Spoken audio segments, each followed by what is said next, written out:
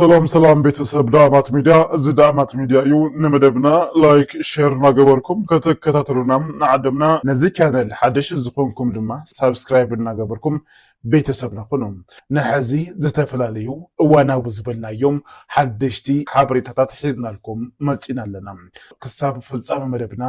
ምሳና ክፀንሑ እናዓደምና ናብቲ ፈላማይ ሓበሬታና ክንሓልፍ እቲ ፈላማይ ሓበሬታ ብዛዕባ فيسبوك بيج لفعتي تصفى معصاو زملكت حابريتا እዩ فيسبوك بيج لفعتي تصفى ويدما برهانه ገብረ ገርግስ ዝበሃል አክቲቪስት ትግራዋይ እቲ ዝጥቀመሉ ዝነበረ ገጽ ተዓጽዩሎም ብዙሓት ሰባት ውን ሪፖርት እናገበርዎ መንባረም ውን ተዛሪብሎ ልፍዓቲ ተስፋ ኩላትና ከም ንፈልጦ ኣብ ጉዳይ ትግራይን ህዝቢ ትግራይን ሰፋሕትን ተኸታተልትን ጽሑፋት ዝጽሕፍ እዩ ሽርሕ ጽላእት ህዝቢ ትግራይ ውን ብቐንዱ ተረዲኡ ዘቃልዕን ህዝቢ ክፈልጦም ዝገብርን ንቑሕ ተሳተፋይ ማሕበራዊ ሚድያ እዩ እቲ ካልእ ድማ ጽምዶ ኣብ ቅድሚት ኮይኖም ካብ ዝመርሑ እቲ ሓደን ቀንድን ምዃኑ ውን ይፍለጥ ቀደም ክብል ኩላትና ከም ንዝክሮ ቅድሚ ተወሰኑ ኣዋርሕ ውን ኣሲሮም ወይ ገበን ለካይዶም ናብ ኣዲስ አበባ ክወስድዎም ምንቅስቃስ ተጀሚሩ መንባሩ ኩላትና ንዝክሮ እዩ እንተኾነ ሰራዊት ትግራይን ኩሉ ነጣፊ ማሕበራዊ ሚድያ ትግራዋይን ብዘስምዖ ተቃውሞ ናብ ኣዲስ አበባ ከይከደ ቀሪ እዩ ሕዚ ግን እዚ ከይገበሩ ስለዝተረፉ ማለት ውን ናብ ኣዲስ አበባ ክወስድዎም ዝደለይዎ ስጉምቲ ክወስድሉ ውን ስለዘይከኣሉ ሪፖርት እናገበሩ ዓጽምዎ ኣለዉ ቅድሚ ዝውን ካሊእ ፌስቡክ ተዓጽይዎ መንባሩ ውን ይፍለጥ እቲ ካሊእ ሓበሬታ ብዛዕባ ኣብ ጸለምቲ ዝነበሩ ዕጡቋት ተጋሩ ናብ ዓዶም ተመሊሶም ኣለዉ ብሽም ኣብ ሓራ መሬት ኢና ንንቀሳቀስ ዘለና ኢሎም ብፍላይ ኣብ ዓፋር ዝንቀሳቀሱ ዘለዉ ዕጡቋት ተጋሩ ፍርቆም ናብ ከባቢ ጸለምቲ ተንቀሳቂሶም መንባሮም ዝዝከር እዩ እቶም ኣብ ጸለምቲ ከባቢ ዝነበሩ ልዕሊ 100 ዝኾኑ ዕጡቋት ተጋሩ ምስ ሙሉእ ዕጥቆም ናብ ዓዶም ተመሊሶም ኣለዉ ጸለምቲ ዓዶም ኣይኮነን ማለት ኣይኮነን ግን ናብ ሰራዊት ትግራይ ዘለዎ ከባቢ ብሰላም ምስ ዕጥቆም ተጸምቢሮም ኣለዉ ንሕና እቲ ሓሲብናዮ ዝነበርና ወይ እቲ ጀሚርናዮ ዝነበርና ወይ እቲ ክንቃለሰሉ ኢልና ዝተልዓልናዮ ዕላማ ተቀዊ እዩ ናይ ጸላእቲ መሳርሒ ኢና ንኸውን ዘለና ብልጽግና ባዕልና ንባዕልና ተጋሩ ከዋደ እዩ ዝሰርሕ ዘሎ እዚ ድማ ሕዚ ተረዲእናዮ ስለዝኾንና ኢና ናብ ዓድና መጺና ዘለና ክብሉ ውን ገሊጾም ኣለዉ ስለዚ ካልኦት ብርክት ዝበልኩም ዕጡቋት ተጋሩ ውን ኣብ ዝተፈላለዩ ከባቢ ዘለኹም ብፍላይ ድማ ኣብ ዓፋር ይኹን ኣብ ካልእ ከባቢ ዘለኹም ናብ ዓድኹም ብሰላም ኣትኹም ምስ ሰራዊት ትግራይ ተጸምቢርኩም ህዝቢ ትግራይ ካብ ዘለዎ መክራን ስቃይን ክስካብ ዝወፅእ ቃልስኹም ክትቅልጽሉ ምስ ሰራዊት ትግራይ ኮይንኩም ጻውዒት እናቀረበልኩም ይዝርከብ ናይ ዳኣማት ሚድያ ጻውዒት ውን እዚ እዩ ናብ ዓድኹም ኣትኹም ምስ ሰራዊትኩም ምስ ህዝብኹም ኮይንኩም ኣብ ጎኒ ሰራዊትኩምን ህዝብኹምን ኮይንኩም ቃልስኹም ከተካይዱ ኢና ንጽውዕ እቲ ካልእ መንእሰይ ተሾመ ዝተባሃለ ኣብ ዩኒቨርሲቲ መቐለ ብጽቡቕ ውጽኢት ዝተመረቀ ትግራዋይ ኣብ ዓዱ ዓባይ ጸለምቲ ነን ገቨርንመንታል ኦርጋናይዜሽን ተርጓሙ ኮይኖም እናሰርሕ ዝነበረ እንትኸውን ብእንግሊዝኛ ተዛሪብካ ጸሪፍካና ኢሎም መከላከያ ቀጥቂጦም ከም ዝቀተልዎም ካብ ጸለምቲ ንዳኣማት ሚድያ ዝተለኣኸ ሓበሬታ የመላኽት ሕዚ ውን ኣብ ልዕሊ ዜጋታት ተጋሩ ዝግበር ዘሎ መጥቃዕቲ ቀፂሉ እዩ ዘሎ ብፍላይ ድማ ኣብ ጸለምትን ኣብ ካልእ ምዕራብ ትግራይ ከባብን ኣብ ልዕሊ ተጋሩ ዝግበር ዘሎ ብጣዕሚ መስካሕካሕ ዝኾነ ገበን እናቐጸለ እዩ ዝርከብ መንእሰይ ተሾመ ድማ ኣብ ልዕሊ ተጋሩ ዝግበር ዘሎ ወይ ዝውስር ዘሎ ስጉምቲ እዩ ግዳይ ኮይኑ ዘሎ ብእንግሊዝኛ ተዛሪብካ ጸሪፍካና ኢሎም ድማ መከላከያ ቀጥቂጦም ከም ዝቀተልዎ እዩ ካብቲ ከባቢ ዝረኸብናዮ ሓበሬታ ዘመላኽት ስለዚ ህዝብና ናብ መረበቱ ክምለስ ኩላትና ቃልስና ክነጠናኽር ይግባአና ከምኡ ድማ ናይ ህዝቢ ትግራይ መሬት ምዕራብ ትግራይን ካልኦት ከባቢታት ትግራይን ናብ በዓል ዋና ህዝቢ ትግራይ ክምለሱ ቃልስና ኣጠናኺርና ክንቅጽል ንጽውዕ ፍትዋትን ክቡራትን ቤተሰብና እቲ ካልእ ሓበሬታ ብዛዕባ ውድብ ሕወሓት ህጹጽ ኣኼባ ጸዊዕሎም ውድብ ሕወሓት ንላዕለዎት ካድረታቱ ህጹጽ ኣኼባ ጸዊዕሎ ናብ ከተማ መቐለ ድማ ኣትዮም ክሓድሩ ትእዛዝ ኣመሓላሊፉሎም ብፍላይ ድማ እዋናዊ ኩነታት ትግራይ ብዝምልከት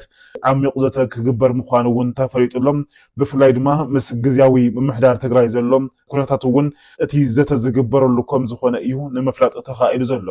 ካልእ ኣፀዋውዓ ህፁፅ ጉባኤ ብዝምልከት እውን ምክክር ክግበረሉ ምዃኑ እዩ እቲ ዝተረኸበ ሓበሬታ ዘመላኽት ካልእ ዝተረኸበ ሓበሬታ ከም ዘመላኽቶ ምኽባር ግዝኣታዊ ሓድነት ትግራይን ምምላስ ተመዛበልትን ዝምልከት እውን ዘተ ዝግበረሉ ከም ዝኾነ ተፈሊጡሎ ብፍላይ ድማ ምምላስ ተመዛበልቲ ዝምልከት ከምኡ እውን ምምላስ ግዝኣታዊ ሓድነት ትግራይ ዝምልከት እውን ብህፁፅ ህዝብና ናብ መረበቱ ክምለስ ከም ዘለዎም ውሳነ ክሕልፍ ከም ዝኾነ እውን እዩ ተፅቢት ዝግበረሉ ካልእ ሕቶ TDF-ን ናይ ህዝብና ስእነት ሰናይ ምምሕዳርን ዝምልከት እውን ዓሚቕ ዘተ ዝግበረሉ ከም ዝኾነ እዩ ተፈሊጡ ዘሎ ብፍላይ ኣብዚ ሰሙን እንሪኦ ዘለና ኣብ ከተማ መቐለ ተራእዩ ዝነበረ ብፍላይ ድማ ኣርሚ 31 ናብ ከተማ መቐለ ምስ ድሽቃን ምስ ካልኦት ዕጥቅን ተዓጢቓ ናብ ከተማ መቐለ ከም ዝኣተየት ኩላትና ንዘክር እዩ ቤት ጽሕፈት ፕሬዚደንት ትግራይ እውን ተቆጻጺሮም ከም ዝነበሩ ይዝከር ከምኡ ድማ ሚድያ እውን ተቆጻጺሮም ነይሮም እዮም እዚ እውን ዓብይ ስግኣት ፈጢሩ ስለ ዘሎ ብዛዕባ እዚ እውን ዘተ ክግበር ምዃኑ እዩ እቲ ዝረኸብናዮ ሓበሬታ ዘመላኽት ውድብ ህዝባዊ ወያነ ሓርነት ትግራይ ህወሓት ንፌደራል መንግስቲ ኣጠንቂቖሎም ፌደራል መንግስቲ ምስ ጉጅለ ክሕደት ዝበሎም ሓቢሩ ኣብ ልዕሊ ህዝቢ ትግራይ ራዕዲ ይፈጽመሎ ክብል ድማ ከሲሱሎም ዝርዝር መግለጺ ከም ዝስዕብ ክቐርብ እዩ ሰሙናዊ መልእኽቲ ህዝባዊ ወያነ ሓርነት ትግራይ ማሕበረሰብ ዓለም ስምምዕ ፕሪቶሪያ ካብ ምፍራስ ንምድሓን ክረባረበሉ ዝግባእ እዋን ሕዚ እዩ መንግስቲ ኢትዮጵያ ንዝሓለፉ 5 ዓመታት ኣብ ልዕሊ ትግራይ ቅሉዕ ጀኖሳይድ ኣዊጁ ህዝቢ ትግራይ ኣብ ምጽናት ይርከብ ዋላ እኳ ነቲ ዝጀመሮ ቅሉዕ ወታደራዊ ወራር ጠጠው ንምባል ዘላቒ ስምምዕ ምቁራጽ ተኽሲ እንተተፈራረመ መንግስቲ ኢትዮጵያ ግን ሕዚ እውን ዝጀመሮ ፕሮጀክት ምጥፋእ ህልውና ህዝቢ ትግራይ ኣጠናኺሩ ይቕጽለሉ ኣሎ 400 መሬት ትግራይ ብዝወደቦምን ዘዕጠቆምን ሓይልታት ወሪሩ ዝተመዛበሉን ዝተሰደዱን ወገናት ብሕማምን ጥሜትን ኣብ ርእሲ ዝሃልቁ ዘለዉ እዋን እውን እንተኾነ ንስምምዕ ፕሪቶሪያ ብግልፂ ብምጥሓስ ናብ ዳግም ዕፅዋን ክባን ብምስግጋርን ኣብቲ ኣንጻራዊ ሰላም ዝነበሮ ከባብታት ድማ ምስ ዝዓሰቦም ከዳዓትን ክሓትን ብምውዳድ ናብ ቅሉዕ ምንቅስቓስ ራዕዲ ተሰጋጊሩሎ እዚ ተግባር መንግስቲ ኢትዮጵያ ህዝቢ ትግራይን ህወሓትን ኩሎም በደላት ብምጽዋር ብትዕግስቲ ንሰላም ኣብ ዝምሕፀንሉ ዘለዉ ዝፍጽሞም ዘሎ ብምዃኖም ድማ እቲ ስርዓት ክንደየናይ ጸረ ሰላምን ጸረ ህዝቢ ትግራይን ምዃኑ ቁልጭ ኣቢሉ ዘርኢ ህያው ምስክር እዩ መንግስቲ ኢትዮጵያ ነቲ ድምፂ ተኽሲ ከይስማዕ ዝድንግግ ስምምዕ ፕሪቶሪያ ብምጥሓስ ኣብ ዓፋር ብዝወደቦም ሸፋቱን ድሮንን ኣቢሉ መጥቃዕቲ ምፍጻሙ ይዝከር ህወሓትን ህዝቢ ትግራይን ነቲ ቅሉዕ ጥሕሰት ብምኹናን ማሕበረሰብ ዓለም ነቲ ኣብ ዝኸፍእ ሓደጋ ምፍራስ ዝርከብ ስምምዕ ንምድሓን ክረባረብ ጻውዒ ተቕሪቦም እዮም እንተኾነ ግን መንግስቲ ኢትዮጵያ ንኹሎም ምሕፅንታታት ጸማም እዝኒ ብምሃብ ዝጀመሮ ጀኖሳይድ ንምኽንባት የኽእሉን እዮም ዝበሎም ኩሎም መልክዓት ወፍሪ የካይደሎም ማሕበረሰብ ዓለም ነዚ ተግባር መንግስቲ ኢትዮጵያ ብእዋኑ ጠጠው ከብሎ ብዘይምኽኣሉ ድማ ሓደጋ ምፍራስ እትስምምዕ እናበኣሰ ናብ ካልእ ዙር ደማዊ ኩናት ናይ ምእታዊ ሓደጋ እናዓበየ ይኸይደሎም እዚ ኣንጻር ህልውና ህዝቢ ትግራይ ዝወፈረ ስርዓት ኣብዚ ሰሙን ውሕዳት ኣባላት ሰራዊት ትግራይ ንዘልዕልዎ ሕቶ ዘይምስሉ ንምትሓዝን ኣብ መንጎ ስትራቴጂካዊ ዓቕምታት ትግራይ ኣፈላላይ ንምፍጣርን ብዝዓሰቦም ሰራዊት ማሕበራዊ ሚድያ ኣቢሉ ከጓሃህር ፈቲኑ እዩ ነዚ ብሰራዊት ማሕበራዊ ሚድኡ ዝነዝሖ ዝነበረ በለካለኽዓካ ናብ ዝለዓለ ጠርዚ ንምብጻሕ ድማ ምስቶም ኣብ ኣዲስ ኣበባን ዓፋርን ዝወደቦም ኣባላት ጉጅለ ብሄራዊ ክሕደት ብምውዳድ ኣብ ልዕሊ ህዝብና ናይ ራዕዲ ተግባራት ጀሚሮም ኣለዉ እንተኾነ ግን እቶም ኣባላት ሰራዊት ትግራይ ኾነ ስትራቴጂካዊ ዓቕምታት ትግራይ ብውሕሉል መንገዲ ኣብ ምርድዳእ ብምብጻሕ ነቲ ጸላኢ ክብለጸሉ ዝጓየየሉ ዝነበረ ትልሚ ክፈሽል ገይሮም እዮም መንግስቲ ኢትዮጵያን ጉጅለ ብሄራዊ ክሕደትን ዝተለምዎም ናይ ራዕዲ ተግባር ግን ቀጺሎሙሉ ኣለዉ እዚ ተግባር እቲ ቀዲሞም ናዕብን ህውከትን ክዕውትዎ ዘዳለውዎ ትልሚ ብቓልሲ ደላይ ሰላም ህዝብና ምስ ፈሸሎም ዝፍጽምዎ ዘለዉ ናይ ቀቢጸ ተስፋ ተግባር እዩ ተቃላሳይ ህዝብና ነዚ ሓድሽ ናይ ራዕዲ ተግባራት እውን ከም ቀደሙ ከም ዘፍሽሎ ዘጠራጥር የብሉን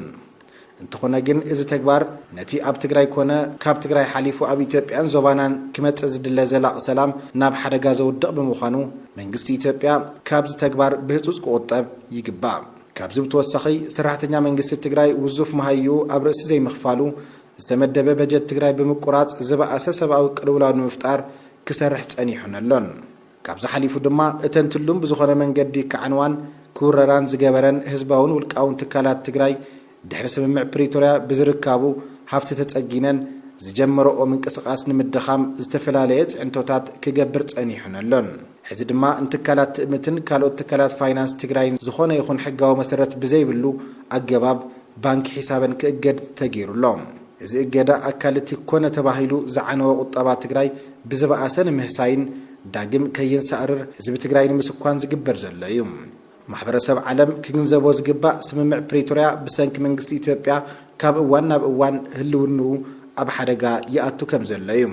ስምምዕ ፕሪቶርያ ክፍጸም ማሕበረሰብ ዓለም ብፍላይ ድማ ኣደራደርቲ ሃገራትን ፓነል ሕብረት ኣፍሪካን ጽዕንቶ ብዘይምፍጣሮም ንመንግስቲ ኢትዮጵያ እቲ ስምምዕ ንኽጥሕስ ምቹው ኩነታት ፈጢሩሉ ኣሎ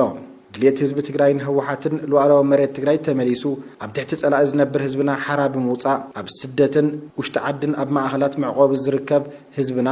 ናብ መረበቱ ክምለስ ተሓታትነት ፈጸምቲ ጀኖሳይድ ክረጋገጽ ህዝብና ክከሓስን ዳግመ ህንጸት ክጅመርን ኢሉ እውን እቲ ዘላቒ ስምምዕ ምቁራጽ ተኽሲ ናብ ዘላቒ ስምምዕ ሰላም ክሰጋገር ምግባር እዩ ስለዚ ማሕበረሰብ ዓለም እዚ ስምምዕ ንምፍራስ ኣብ ዝሰርሕ ዘሎ መንግስቲ ኢትዮጵያ ኣድላይ ዘበለ ጽዕንቶ ብምግባር እጃም ክዋጻእ ይግባእ ንብል ዘለዓለማዊ ዝኽርን መጎስን ንስዋዕትና ህዝባዊ ወያነ ሓርነት ትግራይ 29 ሕዳር 2018 ዓመተ ምህረት ፍትዋትን ክቡራትን ቤተሰብ ዳኣማት ሚድያ ንዝነበረኩም ጻኒሒት ካብ ልቢ ነመስግን ብቐጻሊ ብኻሊእ ሓበሬታ ስካዕ ንረኸብ በብዘለኸምዎ ሰላምኩም ብዝሕ ይበለልና ሰላም ደሓን ኩኑ